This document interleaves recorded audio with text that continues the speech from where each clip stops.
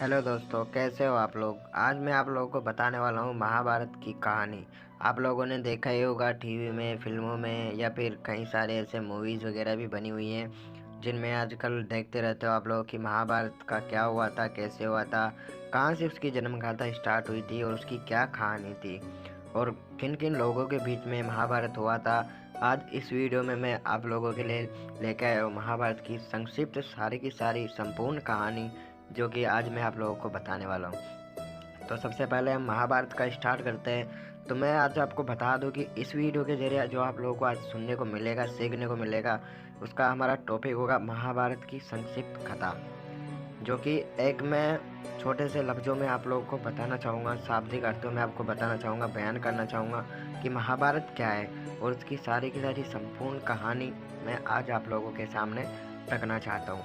तो सबसे पहले महाभारत प्राचीन का सबसे बड़ा महाकाव्य है, जो कि आप लोग जानते ही हैं। ये एक धार्मिक ग्रंथ है, हमारे हिंदुओं का ये महाभारत एक धार्मिक ग्रंथ है।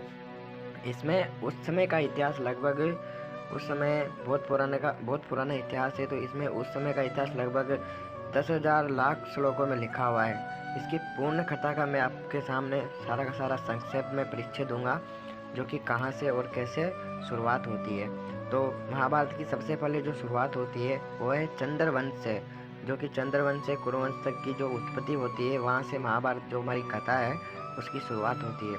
तो पुराणों के अनुसार ब्रह्मा जी से अत्रि व अत्रि चंद्रमा, बुध और बुध से इलानंद पूर्व रूप का जन्म हुआ है। पूर्व रूप का इलानंद से पूर्व रूप का जन्म हुआ है। पूर्व रूप से आयु, आयु से राजा नहुस और नहुस से यताति उत्पन्न हुई है। यताति से पूर्व हुए। पूर्व के वंश में भरत और भरत के कुल राजा में कुरु हुए। कुरु के वंश में शांतनु का जन्म हुआ और शांतनु से गंगा नंदन भीष्म उत्पन्न है। भीष्म को आप लोग जानते ही हो। शांतनु से गंगा नंदन भीष्म उत्पन्न हुए। उनके दो छोटे भाई हुए थे। जो भीष्म उत्पन्न हुए थे उनके दो छोटे भाई हुए थे, चित्रांगद और विचित्र वीर्य। चित्रांगद और विचित्र वीर्य ये शांतनु से सत्यवती के गर्भ से उत्पन्न हुए थे। जो चित्रांगद और विचित्र वीर्य थे शांतनु से सत्यवती के गर्भ से उत्पन्न हुए थे।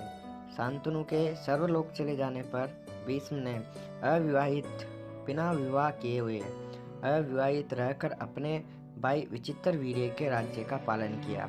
जो उनका भाई था विचित्र वीर्य, उनके जो राज्य था उनका पालन किया। चित्रांगद बाल्यावस्था में ही चित्रांगद नाम वाले जो गंधर्व के द्वारा मारे गए थे। जो बाल अवस्था में चित्रांगद नाम वाला एक गंधर्व था उसके द्वारा मारे गए थे। फिर भीष्म ने संग्राम में विपक्षी को परास्त करके काशीराज की 3 कन्याओं से विवाह किया। भीष्म ने विपक्षी के संग्राम में उसको परास्त कर दिया और काशीराज की जो 3 कन्याएं थी उनके साथ उन्होंने विवाह किया। अम्बा, अंबिका और अम्बालिका, इनको सबको वो हार के लाए हैं। दोनों विचित्र वीर्यों की भारियां हैं। इनकी जो दोनों विचित्र और वीर्य की जो भारियां हैं, कुछ काल के बाद राजा विचित्र वीर्य राज्य के सक्षम ग्रस्त हो और स्वर्गवासी हो गए। यानी कि राजा जो विचित्र वीर्य थे राज्य के सक्षम होकर ग्रस्त और स्वर्गवास हो गया उनका, वो परलोक सिधार गए। तब सत्यवती की अनुमति से, जो सत्यवती थी उनकी अनुमति से व्यास जी के द्वारा नियोग द्वारा अंबिका के गर्भ से राजा दृष्ट और अम्बालिका के गर्भ से पांडु उत्पन्न हुए। आप लोग जानते ही हैं जो राजा दृष्ट थे और अम्बालिका के गर्भ से पांडवों की उत्पत्ति हुई है। पांडवों की उत्पन्न हुई। गांधारी के गर्भ से धृतराष्ट्र को 100 पुत्रों की प्राप्ति हुई। जो गांधारी थी धृतराष्ट्र को 100 पुत्रों की प्राप्ति हुई, जिनमें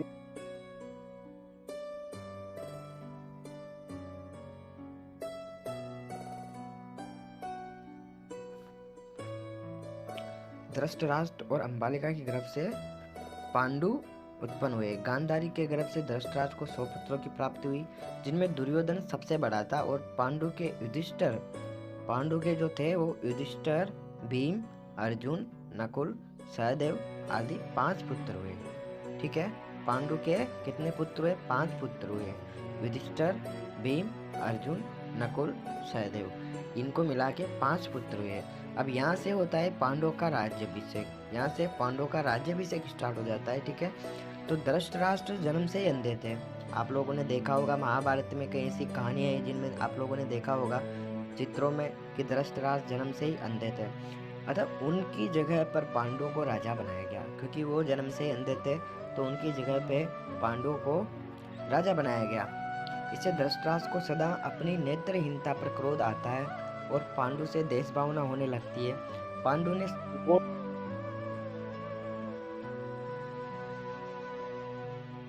कुरु राज्यों की सीमाओं का यवन के देश तक विस्तार कर दिया।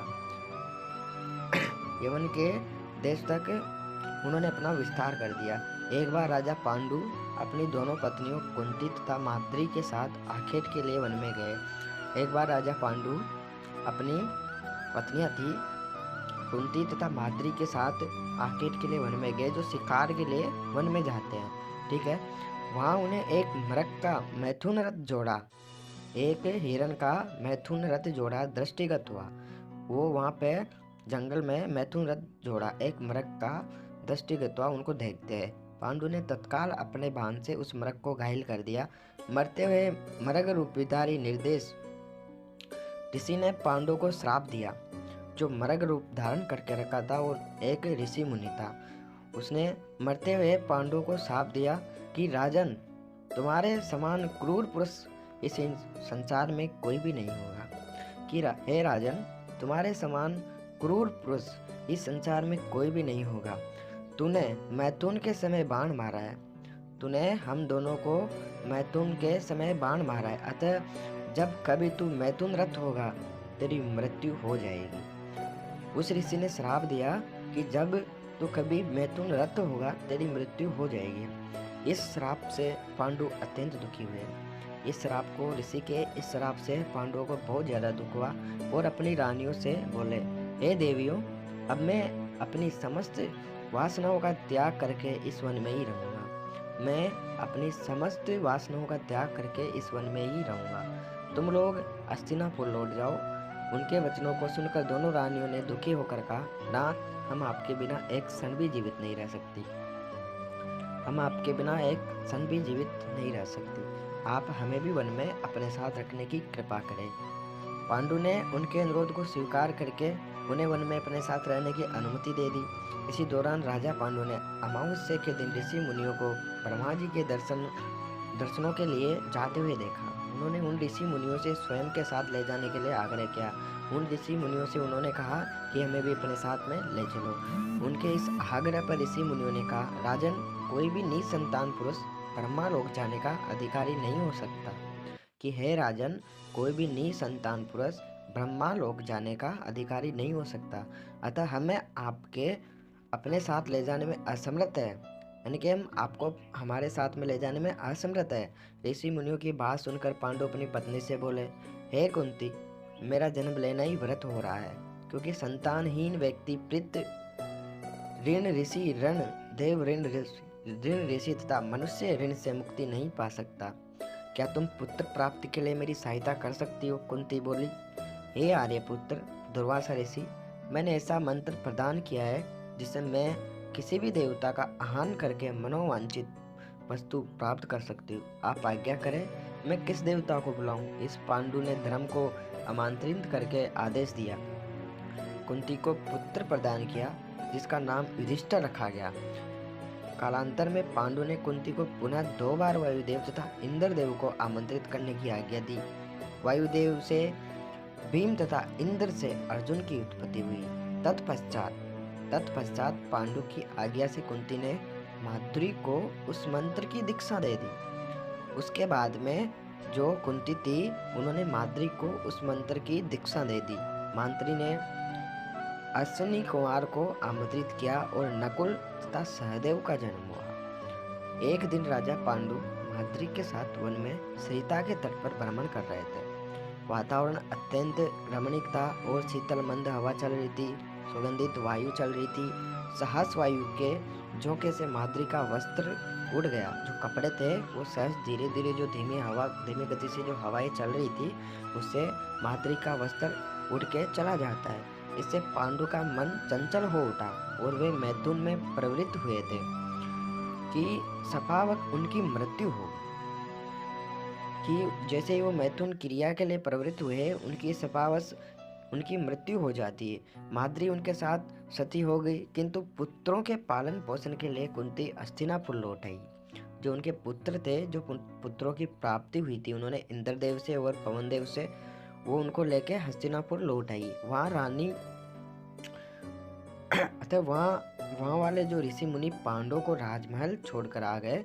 ऋषि मुनि तथा कुंती के कहने पर सभी ने पांडु का पुत्र माना और उनका स्वागत किया। बड़ी धूमधाम से पांडु का पुत्र माना गया ऋषि मुनियों के कहने से, और उनका स्वागत बड़ी धूमधाम से किया गया।